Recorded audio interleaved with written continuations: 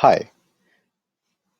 So today we're going to talk about the popular artifacts that a product manager should be producing. We have covered a bunch of them, at least the names, in some of the previous units. Let's carry along. Well, I'm sure anybody who has been an aspiring product manager would have heard of this document called Product Requirements Document. As the name suggests, PRD is a document created by product manager to clearly lay out the expectations from the product along with context, vision, and a solution.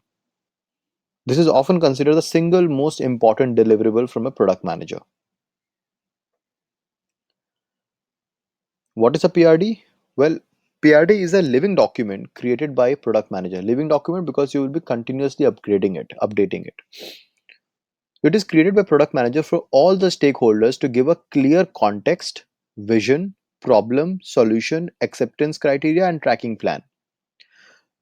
It is a relic from the waterfall era and is adopted in the agile world by stripping away the fat and retaining the core. In the waterfall era, because you had to create a very concise and comprehensive document which will determine the entire development that should be happening.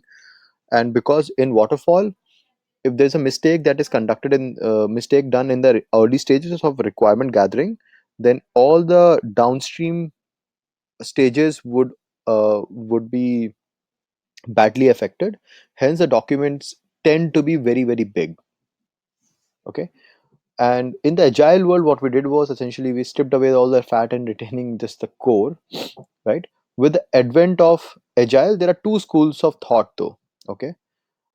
So there are two schools of thought. So one says PRDs are kick-ass and the other one says PRDs are a waste, so just kill them. So I know a bunch of very big companies who don't write PRDs, they directly jump into user stories. And then there are other companies who prefer to write PRDs. So I will not take a side. I think I'll let you guys figure out what which school you want to be in. But I would believe if you do not know or if you have not worked with PRDs in the past, I'll suggest that you at least build the PRDs at least couple of at least few times, and then take a call. And a lot of times, actually, you will not have the authority to take that call because the developers would expect a PRD of sorts. So, what is a PRD? Well, it has a lot of components in it. Honestly, varies from project to project, company to company, and so on. This is one um, template that I have created. I believe a great PRD is an independent document which can set the context for anyone who reads it. Okay, and I created all the components, expanded all the letters of product requirement documents, a document as a memory aid. So P stands for purpose. In my definition of a good PRD, P stands for purpose, R stands for route, and D stands for data. Okay. So purpose defines what and why to build, route defines how to build, and data defines did it work.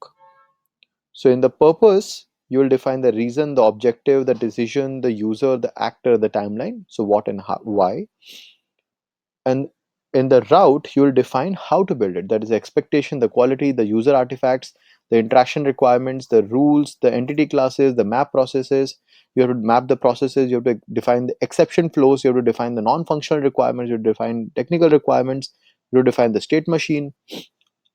And finally, in the data, did it work? You will look at outcome expectation, consumption expectation. So, if are the people actually using it or not?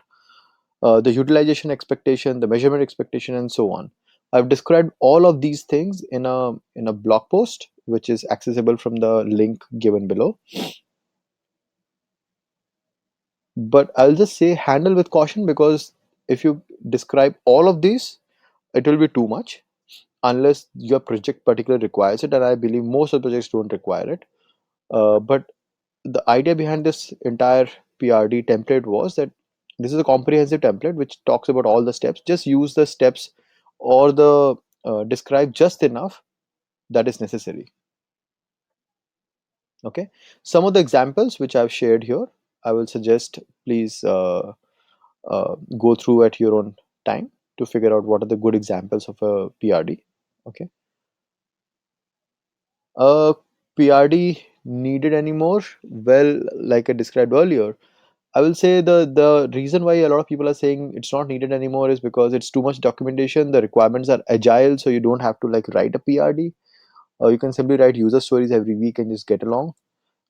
Prototypes are much better, and no one reads PRDs. Everybody end of the day just asks the product manager directly, "What do you want? What do you want me to build?"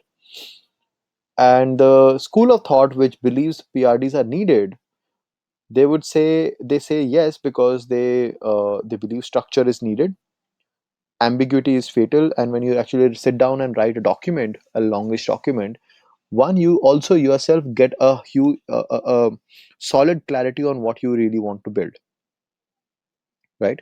An enterprise or external client, or when pure waterfall methodology is used, you will typically need to hand them some document which clearly outlines what is going to be built. In my opinion, uh, bad PRDs are bad, but not PRDs in general. So a lot of times the school of thought which says the PRDs are not needed anymore, I believe they have been victims of very bad PRDs. I believe any kind of product effort should have clear specifications laid out in the leanest form possible.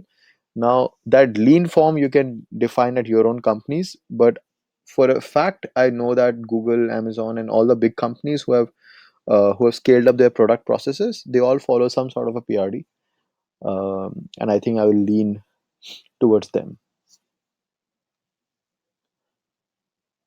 Another important artifact is a flow chart. Okay, a flow chart is a diagram that shows the flow of actions and interactions, or also the operations within a certain construct. It is a versatile diagram and is used to show a variety of scenarios. So you have to explain a scenario, please use flowchart. If you want to show a certain uh, use cases, how they flow into each other, use a flowchart. So you do a bunch of things with flowcharts. Then comes wireframes. Wireframes um, are user interface diagrams and are a user HCI artifact. SCI stands for human computer interaction, which is a separate field altogether. People do PhDs in just human computer interaction. Uh, but essentially, human computer interaction covers any kind of interaction that happens between a human and any kind of computing interface. Okay. So wireframes are used to showcase how the interactions will look like. Okay, so this could be your Apple Watch, this could be a mobile phone, this could be a desktop computer, this could be an ATM machine, this could be a um, clipper card interface in London Tube. It could be anything. It is usually annotated wireframes are used to communicate the end user requirements, right? So you will design the wireframes and then you will annotate the wireframes that exactly what are the interactions that are going to happen. And the last most popular artifact would be prototypes, which are essentially their high fidelity versions of the wireframes. Okay, so essentially you have designed the wireframes and you have tested the wireframes by maybe interacting with the audience, with your potential use cases, potential users, and once you have gained certain amount of confidence, a certain amount of evidence, you will convert these wireframes into high fidelity prototypes. Okay, and they are interactive at times, and they may not be interactive as well. So to conclude, the important artifacts that you will be dealing with are product requirement document, flowchart, wireframes, prototypes. You will learn about each one of them as you go along. Uh, so where does the state machine diagram, the use case flows, the activity diagram, etc. fall? Well, they are bundled within the product requirements document. Product requirements document is nothing but a collection of all these different artifacts that you have created to describe the problem at hand, to describe the solution at hand. Okay, so that's it for now, guys. There's a case study that I've added. It's a good case study actually. It just talks about APIs and interactions. I think it'll be a fun read.